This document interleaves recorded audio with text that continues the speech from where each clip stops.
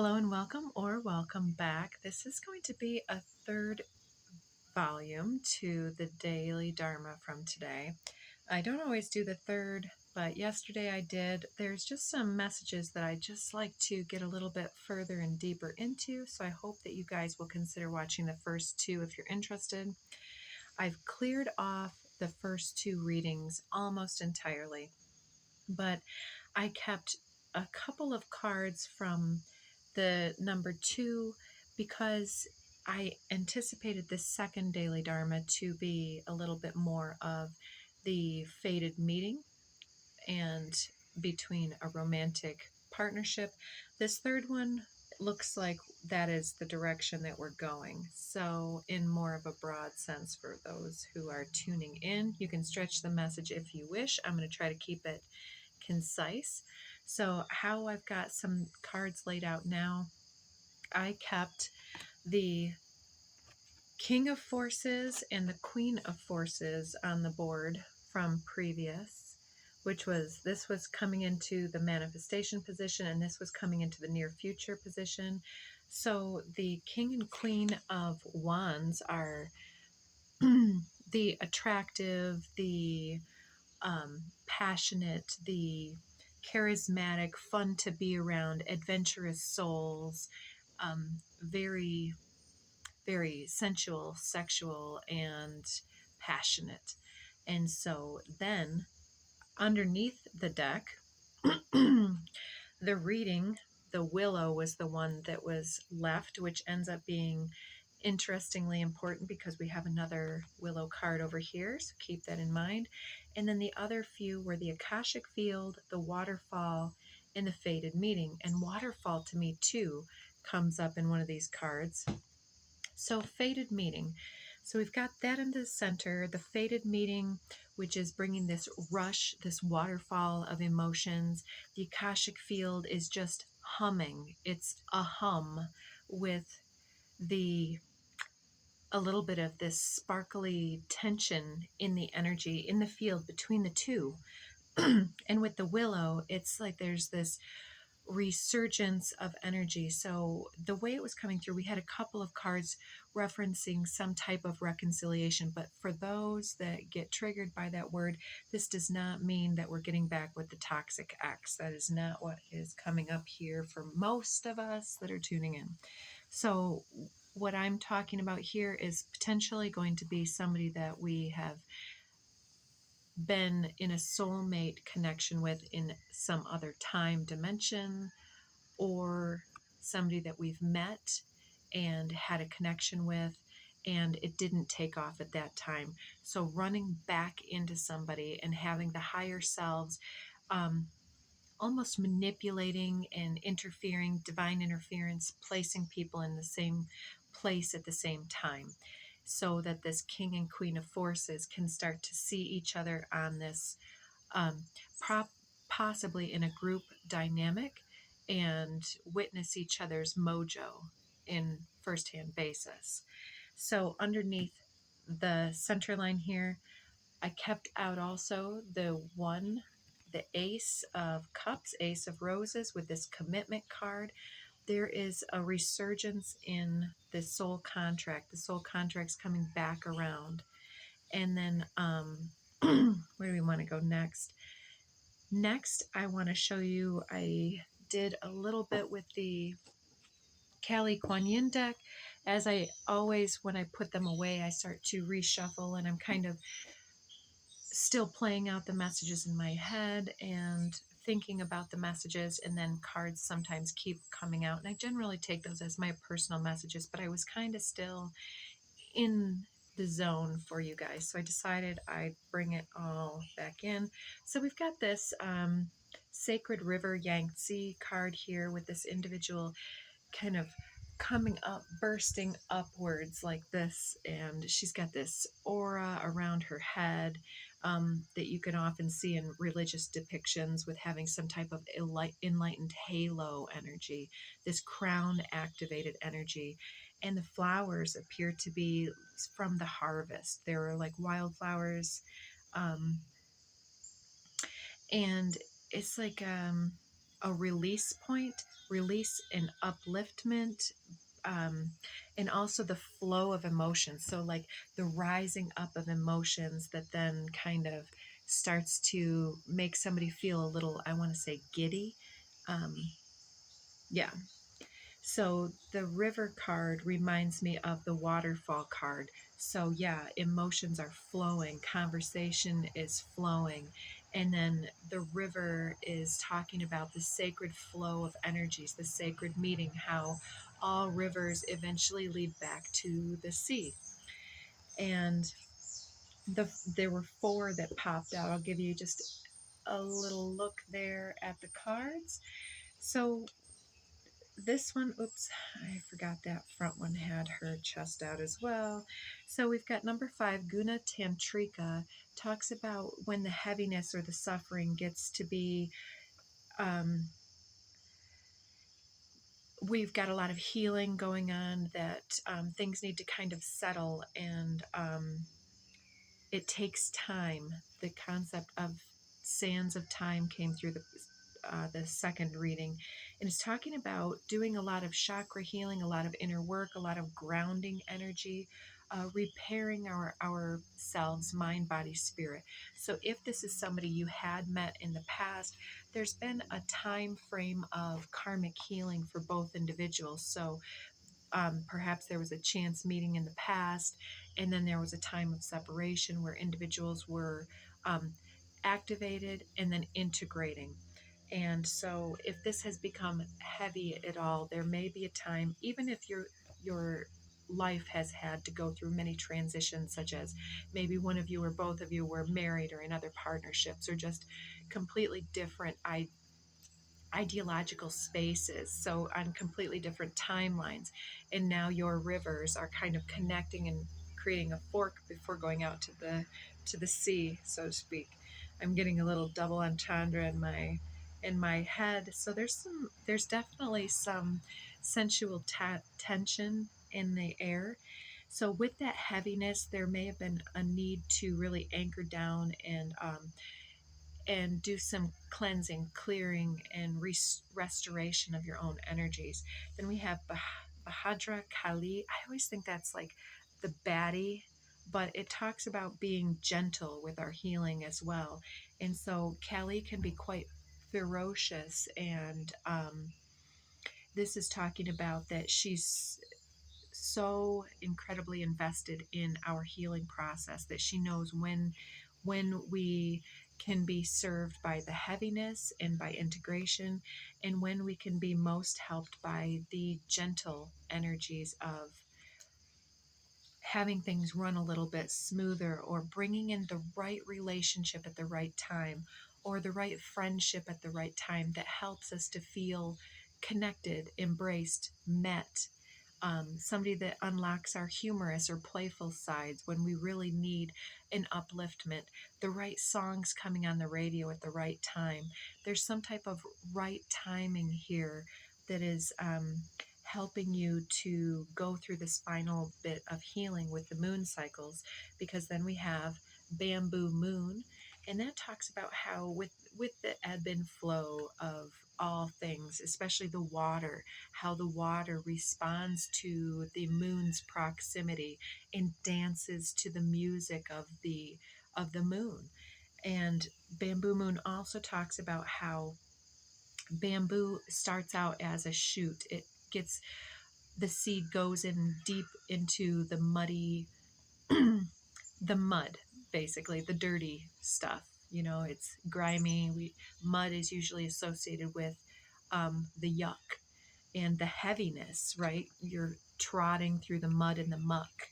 It doesn't feel good and easy as skipping through a meadow. So the bamboo gets put into this muddy landscape, and then it will sit there for a long while before the seed actually starts to grow into the shoot. And the shoot might take up to like 3 years before it really takes root and really starts being evidenced. Apologies for the road noise. It's been going on all morning.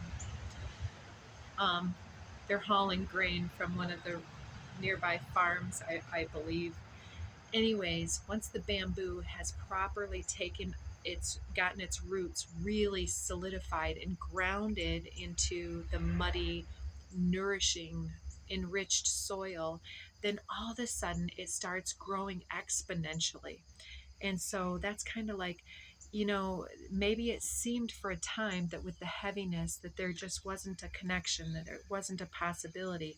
But because you were able to be gentle with yourself and to give it time and to not give up hope or belief, then now with this new timeline, now that the rivers have connected, then there's this additional force that's pushing both rivers, pushing further and faster out into the big open expansive sea. And so with the waterfall in the Akashic field, it's like the the push to that, where there's going to be exponential growth. And then we have another one showing her tatas here. Sweeping Sister Willow coming out with her musical instrument there. Sweeping Sister Willow talks about letting the bygones be bygones, letting the past be washed away from us, especially with the sacred river. It's like washing away that debris, that mud, as the chute rises and gains momentum, and being able to sing our own soul song so that other souls can recognize us more readily and resonate with the true, authentic depths of us more readily and faster. And so all of this is just kind of telling us that there's been a growth cycle that has taken quite some time, but that things are about to speed up for us in this healing journey. And I believe it's in conjunction with this meeting. So before I get into the two decks I'm excited to bring out, in the Sacred Geometry Activations Oracle deck, which is my code card deck, when I was shuffling those back in, I received both the masculine and the feminine, which traditionally I love it when I get both of those cards in one fell swoop. And so it always tells me that there's a message about divine counterparts, or if you choose, you can take this as your own inner duality, consciousness resolution. So conception talks about a seed, and with a sacred meeting here, it could be in an existing partnership or a reconciliation of existing partners if that's where your partnership is at, and moving to the next level, such as an engagement, a marriage, having children. But there's a definite divine planting of a seed where maybe this is just the beginning of the seed being planted in the mud, and then coming up with the quickening process that is life has started. So the cards that came out, without further ado, the ones that came flipping out were the masculine, and the masculine came out with change and third eye chakra.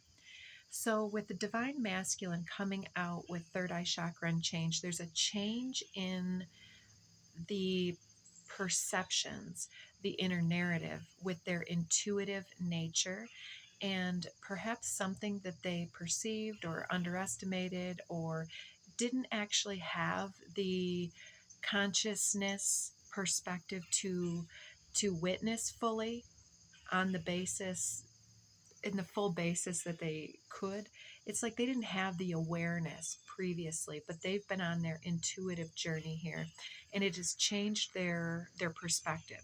And it says the frequency of change supports our ability to gracefully dance with the forever changing nature of reality, both inward and outward, so that we can appreciate the sweet release of the old and the birth of the new with conception here and the commitment.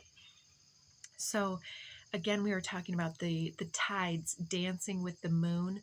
The moon definitely is the feminine aspect, and so whether that's within yourself or within another, it's like their subtleties, their subliminals, their vibrational resonance. There's something quite chemical and otherworldly sometimes about our attraction to others. And so maybe this individual knew that they were interested in you, but based on fear or lack of awareness, they attributed that to just a chemical response. But in this new meeting, it seems that now they have the awareness that it's like maybe they've been dreaming about you, really thinking about you. It looks as though these individuals have been conjuring and manifesting each other at 1515. There's absolutely some type of an attachment energy, but I don't believe on the bad side. It's like the temptation end of things, not an unhealthy temptation, but something that has been um, coming back around again and again while this individual or these individuals have been working through their lessons. Now, for the feminine came through with solar plexus chakra and transition. And this was on the bottom of the deck. So the divine feminine was on the bottom with these two supporting directly behind. And so the way I'm looking at this from the center out, I've got fated meeting in the center, and then I have change and transition, and then I have third eye and solar plexus and masculine and feminine. So, and I promise this is all organically, cards came out this way. Those that know that spirit works like this with us. So both individuals are shifting.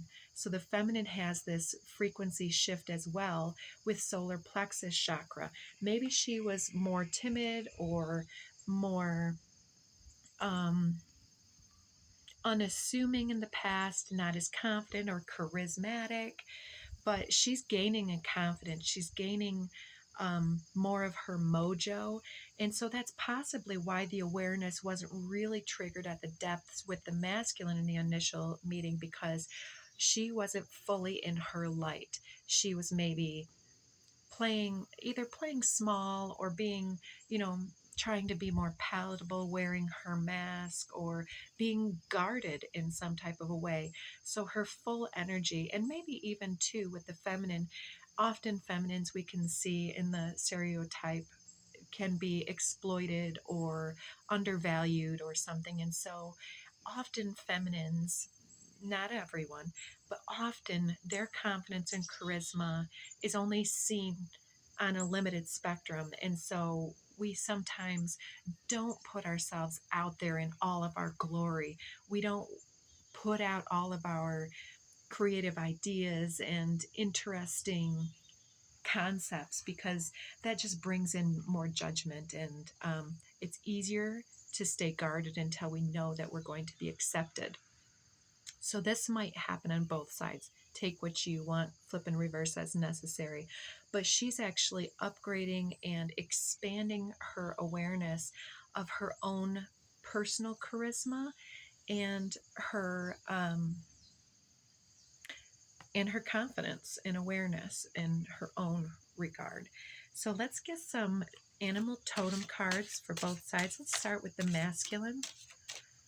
What is the masculine's energy showing up as? We'll take that one.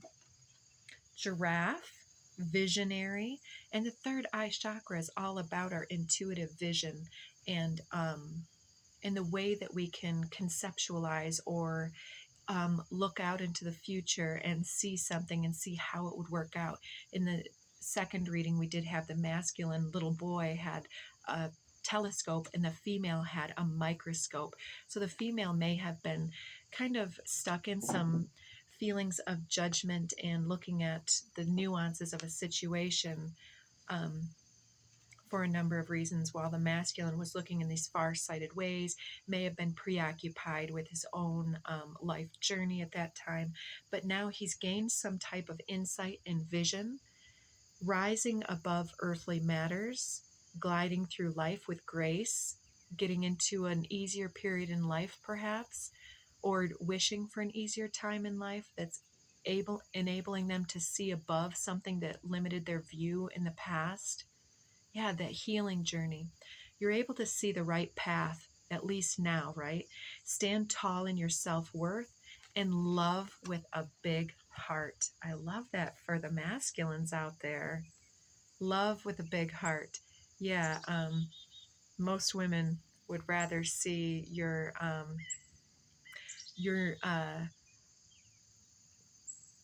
all sides of your personality at least a little bit, instead of just coming out with a whole bunch of macho man stuff. And I think most of us here know that. And underneath, goose, inner knowing. Oh gosh, I love that. I'm hearing Maverick and Goose from Top Gun back in the day, interestingly enough.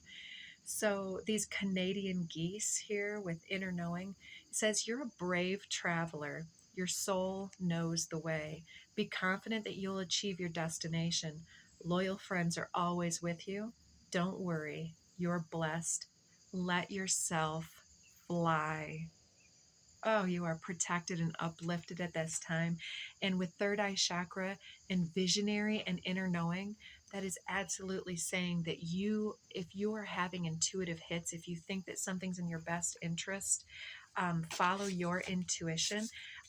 No need to go without the advice of friends, but, take it with a grain of salt and tune into your own inner knowledge first and foremost. And for the feminine, okay. All right, we've got 3 that want to be shown here. So why is the feminine so busy in her energy here? Underneath the deck for the feminine, we have beautiful hummingbird. Most of you that are tuning back in know that the hummingbird's a special symbol for me. Hummingbird brings miracles. It's very subtle, high vibrational, often overlooked essence, very feminine in nature. You are the joy bringer. You bless the world with positivity and love. Energy soars on your shining wings. Spread the miracle of happiness.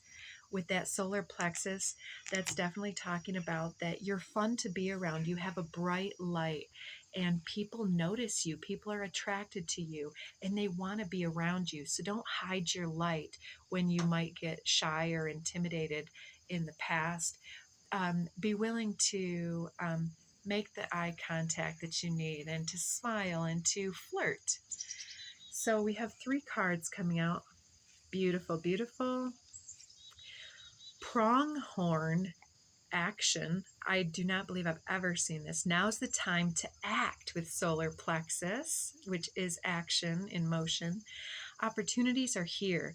Move forward with confidence. Your talents will always help you land on the pinnacle. Your quick wit and keen senses will lead you to success. So yeah, being flirty and quippy and what's that word?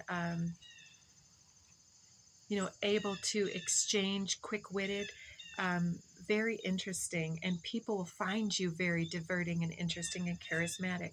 That with elk nobility, you also have the integrity and wherewithal to have that high value. People also see you as not only brave and confident and charismatic, but they also see you as somebody who is worthy and respectable.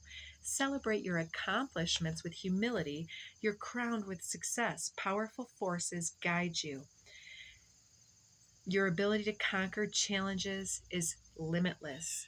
And then polar bear mystic. You are also intuitive and protective and hardy in cool climates, in cold, icy climates. You have a lot of resourcefulness. Know that challenges make you stronger. Have faith when you face adversity. Take time to rest, dream, and renew your strength. These semis. Embrace your psychic abilities. You carry the shaman within. Oof, you are showing somebody to their inner nature. And as this inner shaman stepping forward, I think that this is going to be a powerful connection. So let's see. I know that some of you probably don't love these cards that I've made myself. Sometimes they bring out some extra stuff, but we're going to take them anyways because I think that it adds the realistic kind of dimension here. So what are some of the factors coming in? I don't see this yet. I want to place it on top of the Ace of Roses, commitment, soul retrieval. So before this commitment, it's about really honoring who we are, how we are, and getting discontinuing the judgment of self and really honoring who we are. Because if, to the extent that we're trying to meet the love of a lifetime, we need to be all of ourselves. We need to not be judging ourselves and holding ourselves back any further, but to show up fully aware, awakened, and in tune, and just have fun with it. So a couple more coming out there along the same vein. Okay, so we have walking away. So somebody here is taking back their power from previous relationships, whether that's family or something else, or some type of limiting, blocking circumstance. Like I said, possibly someone here in the past was in a partnership and is walking away from that, because we also have secret admirer popping out with walking away. So you're retrieving your soul from something that doesn't serve you, walking away from what doesn't serve, recollecting all your power and your spiritual strength, and walking towards a secret admirer, walking away from baggage. Under the deck, we have, you already know, trust your gut instincts. And I will say, I forgot that I have some doubted Ching messages out here. So let's take a pause. We'll read those, and then we'll get back and we'll do a couple of these handmade cards on the masculine and feminine. So the one that popped out was the 0 card. Nothing in the world is as soft and yielding as water, which we already talked about, yet for dissolving the hard and inflexible, nothing can surpass it. The soft overcomes the hard. The gentle overcomes the rigid. Yeah, so be comfortable in your own skin. Everyone knows this is true, but few can put it into practice. Therefore, the master remains serene in the midst of sorrow. Evil cannot enter his heart. Because he's given up helping, he is the people's greatest help. True words seem paradoxical. So sometimes it's also about when somebody's asking for advice, for instance, or saying, well, I'm of this mind or that mind, and sometimes I'm confused, or something like this, right? Sometimes instead of saying, well, in my experience, this worked and this worked, which is more along the lines of advice, sometimes it's better to help somebody to identify what they're feeling. Like, well, it sounds like you're a little unsure. Can you dig into that a little bit? What does that feel like? What would you like in a partner if this doesn't work? So that gets them manifesting and conjuring with their energies. And so it helps by gently inviting them into their own development. So under the deck, when we had that coming out, we have the 32 card. Says, the Tao can't be perceived, smaller than an electron. It contains uncountable galaxies. If powerful men and women could remain centered in the Tao, all things would be in harmony. The world would become a paradise. All people would be at peace, and the law would be written in their hearts. Yeah, written in their hearts like that soul contract. When you have names and forms, know that they're only provisional. When you have institutions, know where their functions should end. Yeah, like if you met in the workplace or something like that. Knowing when to stop, you can avoid any danger. All things end in the Tao as rivers flow into the sea. Beautiful. So yeah, there's some kind of a sacred meeting here, this fated meeting, the sacred rivers converging here. Convergence, yes. Okay, I'm not even going to get into that. But if we can get out of our fears and out of our ego and just be natural with each other, that's when we start to really flow with it. Another semi, you gotta be kidding me right now. All right, folks.